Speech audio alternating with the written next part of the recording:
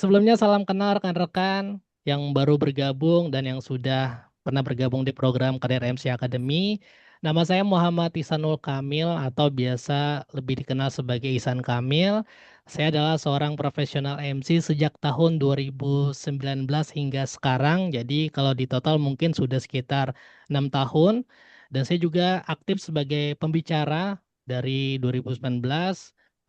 Mungkin udah sekitar 100 acara lebih yang saya naiki panggungnya dan entah berapa audiens yang sudah saya komunikasikan dan juga tentu saya senang sekali di bulan awal tahun 2026 ini adalah program pertama dari Career MC Academy. Jadi bisa dibilang teman-teman tuh alumni pertama jadinya ya.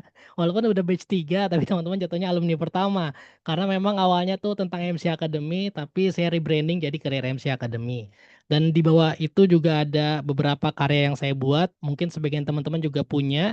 Ada Playbook Ice Breaking, ada 7 langkah menjadi MC profesional dan juga unlocking your MC career.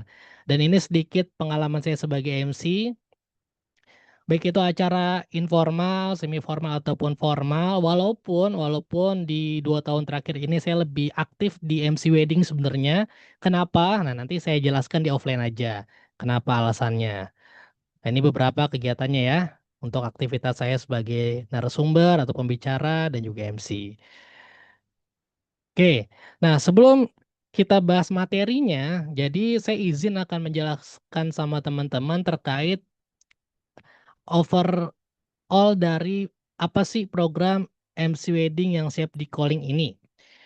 Nah, pastikan teman-teman join ke program ini punya tujuan dan harapan yang beda-beda. Tapi pasti ada satu tujuan yang sama yaitu adalah pengen jadi MC wedding dan bukan cuma pengen jadi MC wedding dong, tapi pasti pengen bisa ngejobnya juga sebagai MC wedding dong, bukan cuma belajar doang kan.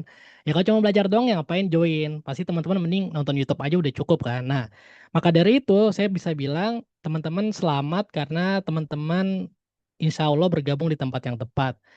Dan saya yakin juga yang bergabung di sini kebanyakan tuh malah rekomendasi sebenarnya. Jadi mungkin peserta barunya yang dapat dari Instagram dan lain-lain tuh sebagian, tapi sebagian lagi tuh rekomendasi. Nah, buktinya kenapa dari rekomendasi itu kuat kan? Karena memang yang pernah ikut program kita tuh sangat tahu lah manfaatnya seperti apa.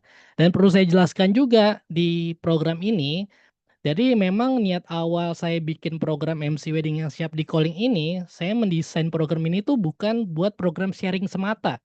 Ya teman-teman tahu lah kalau kita ikut kelas atau pelatihan kan pasti akan lebih banyak sharingnya kan.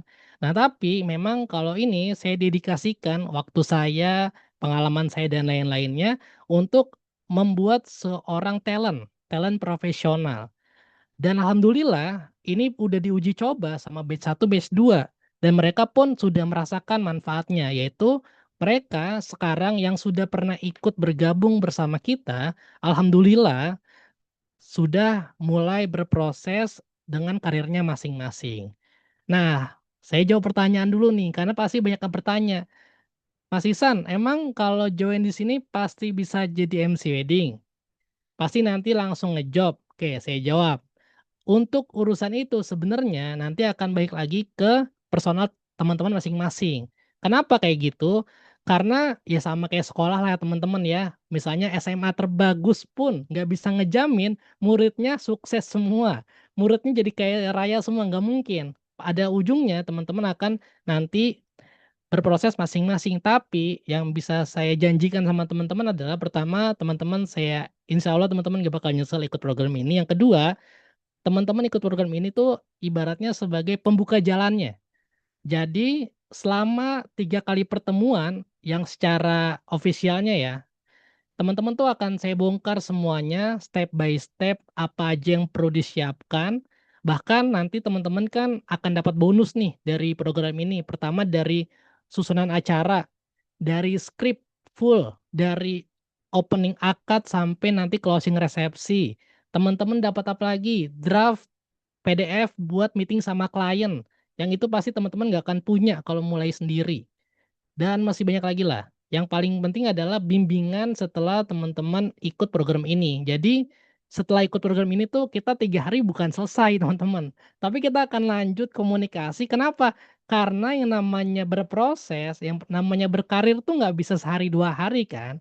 Nah, disitulah peran kita mendampingi teman-teman dalam prosesnya teman-teman masing-masing nantinya. Nah, kalau ada yang tanya, "Ada nggak Mas Ihsan, teman-teman yang join di B1 BIS2 tapi nggak jadi MC wedding?" Jawabannya ada, karena sebagian memang nggak ngerjain PR yang dikasih. Nah, nanti teman-teman setelah kita workshop 3 hari akan ada PR, nah di situ saya mantau. Jadi ini kan sekarang nih saya nyimpen kontak teman-teman nih. Nah, nanti ada PR yang saya kasih, saya akan pantau tuh selama sebulan teman-teman akan ngelakuin PR yang dikasih atau enggak. Jadi jangan diblok ya nomor saya ya. Ini contoh aja ya, intermezzo aja. Ya pokoknya intinya nanti ujungnya semua tergantung teman-teman, tapi kita akan ngebimbing sampai semaksimal mungkin supaya teman-teman bisa sukses berkarir di dunia MC wedding profesional. Nah, maka dari itu inilah yang akan kurang lebih kita pelajari secara ofisial ya selama 3 hari pertemuan. Di hari ini kita nggak akan bahas teknis teman-teman, kita akan lebih banyak membahas lebih ke persiapan teman-teman sebelum terjun jadi profesional di lapangan. Jadi kurang lebih poin 1 sampai 3 kita akan bahas malam ini, poin 4 sampai 8 kita akan full bahas nanti secara offline. Oke, nah ini seru nih. Kita mulai dari pertanyaan awal dulu deh. Pasti teman-teman punya tujuannya masing-masing. Boleh nih tulis di kolom chat aja deh. Kenapa sih teman-teman mau daftar program ini? Kenapa sih teman-teman mau jadi MC wedding?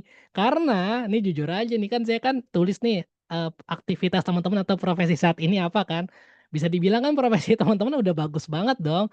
Ada yang jadi trainer, ada yang pegawai BUMN dan lain-lain. Nah, sekarang kenapa teman-teman mau jadi MC wedding? Nah, coba silakan tulis di kolom chat aja deh ya, biar kita waktunya bisa lebih maksimal. Oke, coba penasaran saya juga nih ya. Oh, Mbak Devi masih di kantor Mbak Devi ya. Semangat cuan Mbak Devi. Oke, biar ketahuan nih tujuan awalnya teman-teman mau apa. Semoga kan pasti kalau kita berangkat dari alasan kenapa, biasanya tuh nanti kita bisa cepat mencapai tujuan yang kita mau. Pengen kegiatan MC selama di kantor, pengen lebih pro. Wah, mantap Mbak Molly. Nih Mbak Molly nih namanya bisa banget jadi bercandaan. Nama saya Molly Ayunda bukan Maudy Ayunda. Tuh lucu banget tuh buat di jokes tuh sebenarnya tuh. Udah begitu Udah kemarin-kemarin. ya iya tuh bagus tuh Mbak Molly tuh lucu Tapi dari banget tuh. orang biasanya, oh kirain gitu. Akunya Iya sih malu. bener. Itu buat opening-opening buat perkenalan tuh lucu banget sebenarnya. Ya yang lain apa nih? Ini Mbak Molly fokus menguasai MC di dunia wedding. Oke. Oh sama kayak Mbak Molly ya. Iya orang temennya Mbak Iva. Jadi nyamain aja Mbak Iva ya.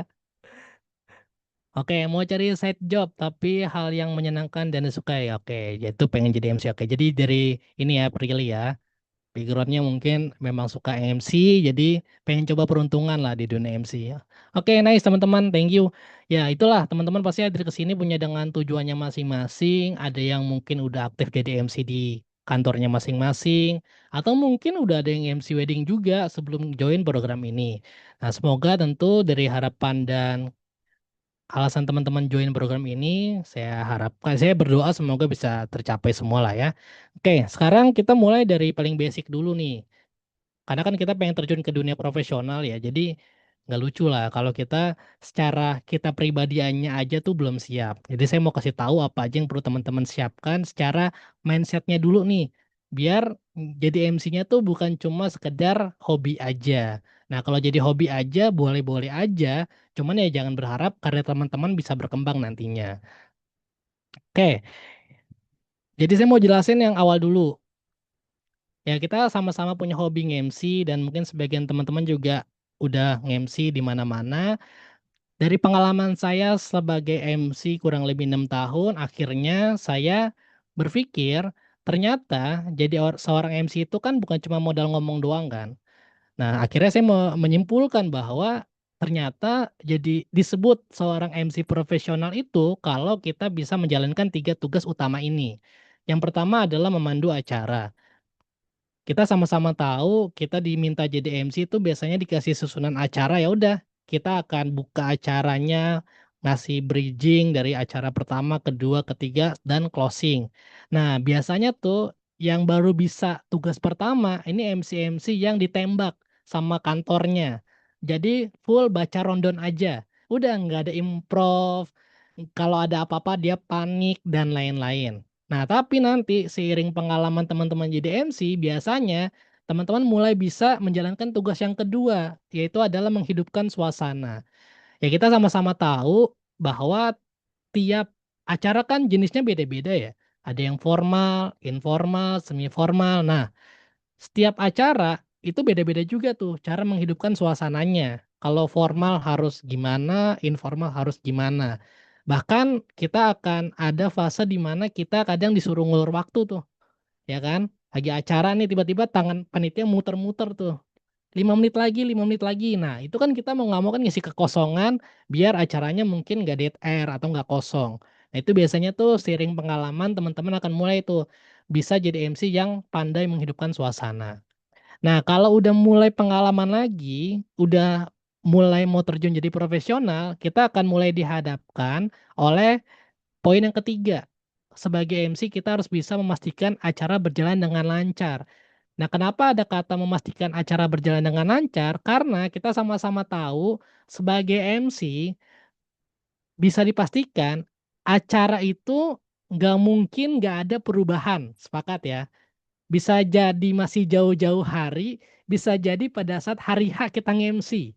Itu kan udah pasti akan terjadi tuh. Bisa jadi ada bisikan-bisikan manja tuh dari panitia, "Mas, pejabat ini nggak hadir, tolong ya. Mas, tolong akan diubah susunan acaranya yang keempat jadi yang kedua," dan lain-lain. Nah, kondisi-kondisi itulah yang akan kita alami sebagai MC profesional, di mana ketika ada perubahan-perubahan dadakan, permintaan-permintaan yang memang sebelumnya nggak dibicarakan, kita harus bisa meng-handle tersebut. Nah, itulah biasanya kalau teman-teman udah sampai di fase yang terakhir, ketika dapat bisikan-bisikan kayak gitu, oh oke siap siap, oke, oh tuh tandanya teman-teman udah layak lah dibayar sebagai MC profesional. Nah, terus hubungannya apa hal ini sama MC wedding? Ternyata setelah saya terjun jadi MC wedding, tugas kita nambah teman-teman, nggak cuma 3 ini. Kalau kita sebagai MC event biasanya cuma ini doang, tapi ternyata di MC wedding tugas kita nambah, yaitu kita ternyata juga bertugas sebagai semi organizer.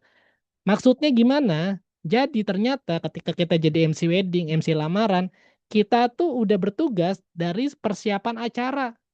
Di mana kita akan bantu mengurusi susunan acaranya sama klien.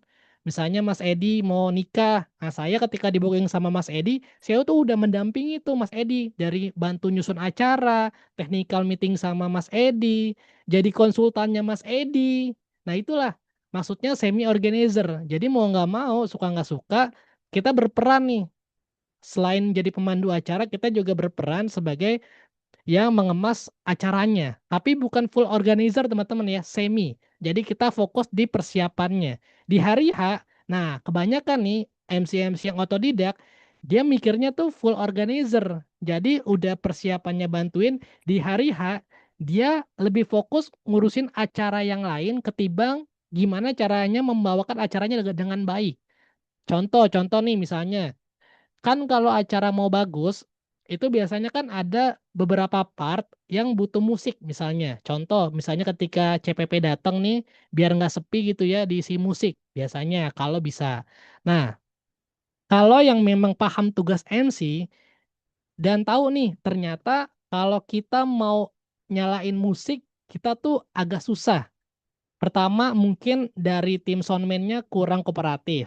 Yang kedua, jaraknya jauh sama kita. Harusnya kita udah nggak usah mikirin musiknya, dihilangin aja, kita fokus ke pembawaan kita. Nah, tapi yang fokus sama full organizer pengen semuanya bagus bagus bagus, jadi dilupain tuh. Jadi dia bolak-balik gitu teman-teman, lari nih, lari ke soundman, nyalain musik, lari lagi ke posisi MC. Ya ngapain gitu loh, karena tugas kita kan inget, MC wedding.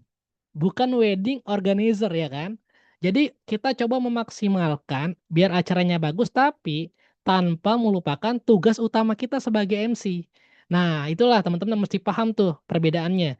Kapan kita mengatur acara apa aja yang harus diutamakan, mana yang kita bisa skip sebagai MC, itu mesti diinget-inget banget. Karena kalau enggak tadi teman-teman kelihatan tuh bukan jadi MC doang, tapi kelihatan di hari H tuh sebagai wedding organizer juga. Padahal kita sebenarnya tuh cuman semi organizer aja. Bener-bener bantu dari persiapannya udah mateng, di hari H ya udah kita lakuin job desk kita yang besok kita bahas pada saat offline.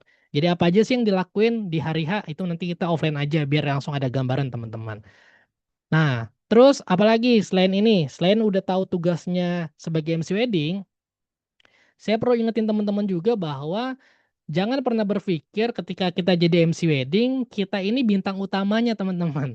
Nah ini salah banget. Karena ada sebagian MC yang mikir acara itu sukses karena gue, jadi gue bintangnya, gue butuh diperhatiin. Itu salah. Kenapa? Karena namanya acara pernikahan. Berarti bintang utamanya siapa?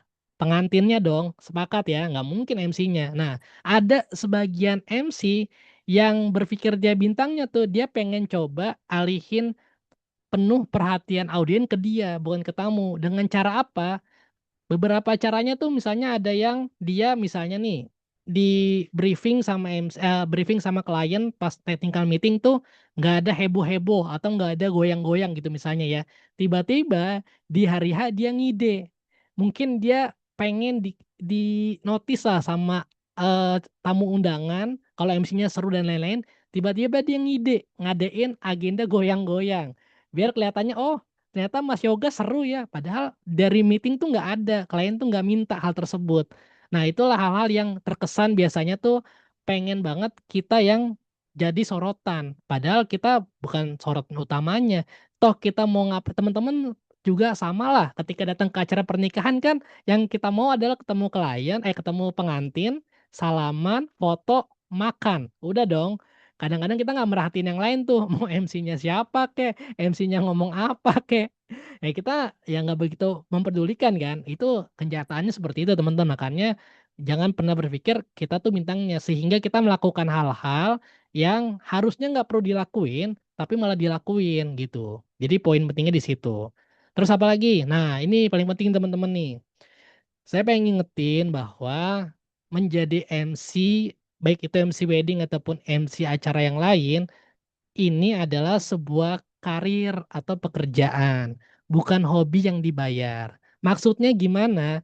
Gini teman-teman, kalau teman-teman berpikir ini adalah hobi yang dibayar, berarti teman-teman nggak boleh nuntut ya ketika dibayar murah ya. Misalnya nih, Mbak Rosalia Majid diminta MC sama teman-temannya karena hobi, karena sering seneng MC, tiba-tiba dapat ini cuma 100.000. Nggak boleh marah. Kenapa? Kan hobi. Hobi kan berarti dibayar nggak dibayar seneng dong. Iya, nggak boleh komen. Tapi kalau kita ini menjadikan ini sebuah pekerjaan atau karir, kita jadi paham teman-teman berapa sih value yang harus dikasih orang buat dapetin skill kita atau jasa kita gitu loh. Jadi ada value yang kita kasih ke calon pengantin atau calon klien kita lah. Jadi teman-teman harus paham gitu. Jadi jangan berpikir, ah ini adalah hobi yang dibayar. Enggak. Kalau hobi yang dibayar berarti kalau teman-teman nggak ada job, jangan komen dong. Aduh, job ini bulan ini kosong. Jangan komen, kan hobi. Nah tapi kalau teman-teman mikirnya ini karir, teman-teman akan dituntut bagaimana caranya bikin yang awalnya nggak ada klien, jadi lama-lama tuh berkembang karirnya tuh. Nah itulah perbedaannya kalau kita mindsetnya hobi sama mindsetnya karir. Kayak hari ini teman-teman join ke sini, saya yakin teman-teman udah mulai paham nih, oh saya mau serius jadi MC wedding, makanya saya perlu mempersiapkan diri. Itulah bukti bahwa teman-teman udah berpikir ini tuh bukannya hobi, tapi adalah pekerjaan, side job dan lain-lain. Nah jadi teman-teman mesti paham bahwa kalau pengen dibayarnya oke, mahal dan lain-lain, ya jadikanlah MC wedding ini bukan sekedar hobi, tapi bener-bener ini adalah karir buat teman-teman gitu loh. Biar teman-teman juga nanti ngerasain prosesnya, teman-teman paham gimana cara mengembangkan karirnya dan lain-lain. Terus apalagi yang perlu teman-teman ingat di awal?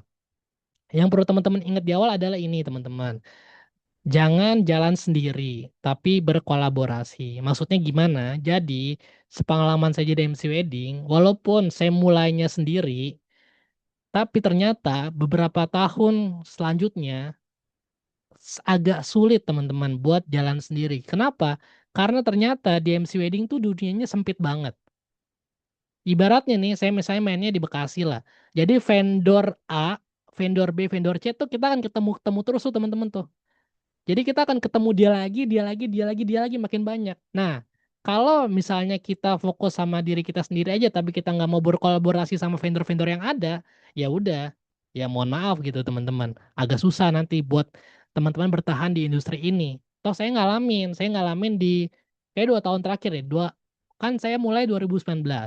Di 2019 itu sampai 2022, jujur job saya tuh kebanyakan tuh nggak dari vendor teman-teman. 80% tuh dari klien langsung, dari Instagram.